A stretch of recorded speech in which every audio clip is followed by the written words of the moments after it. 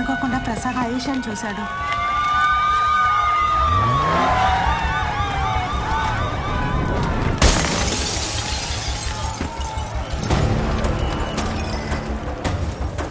సరిగ్గా అదే టైంకి మీరు అక్కడికి వచ్చారు.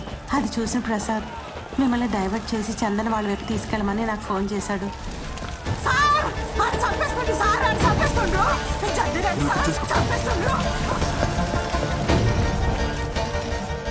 ఆ తర్వాత వాళ్ళు